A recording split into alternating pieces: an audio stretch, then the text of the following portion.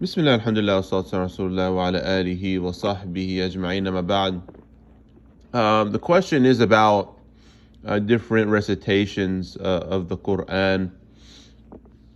You might have heard maybe a reciter or even the imam of your masjid maybe reciting in a different recitation style.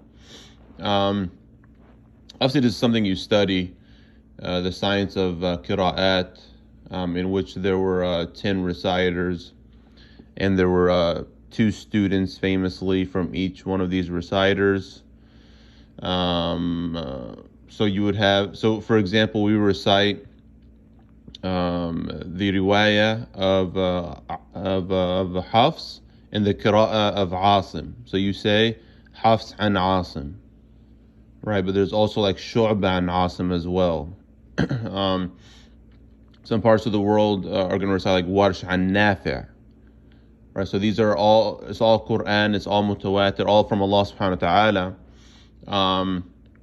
But no doubt, and assuming a good amount of the world, is familiar with Hafs, for example, if you heard something else, it might kind of shake you because you don't know it.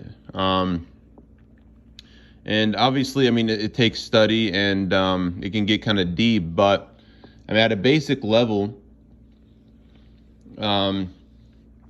maybe one can think about it, for example, is different ways of saying certain words, right? Again, this is at a really basic level because it really requires study. So, for example, you have like the word kufuwan ahad, right? Kufuwan. You also have kufu'an and you have kuf'an. You have, for example, muqsada, musada, or musade, or adrak, adarek, adarak. Obviously, with the you have like the fath, you have the full imala, and you have the taqleel, bain bain. And other examples like that, sayal salah, sayal salah, do different just ways of reciting of the words. So it's nothing that really should, but again, I could understand if one isn't familiar, especially knowing, the Quran are the words of Allah subhanahu wa ta'ala, and, you think like, are there different Qurans? No, it's one Quran.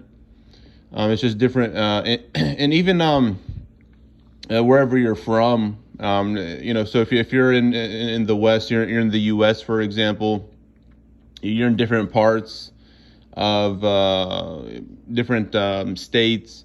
You have a different accent, you have a different way that you pronounce words or words that you use.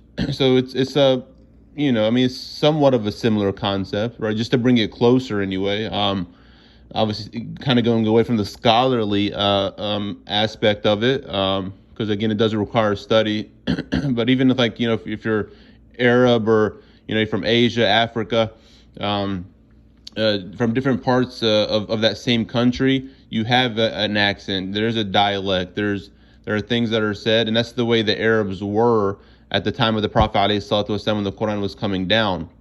So we have what the Hadith says, the 7 ways, right? Which had interpretation. The ahruf as-sab'a. But yeah, we have these 10 reciters and there are 2 students each, and you will hear words pronounced differently. But even the ones that recite Warsh, for example, or Qanun maybe, well, Warsh in particular has some things that when someone hears Warsh, they might say, oh, well, people from that country, they tend to recite, differently because of their accent or something.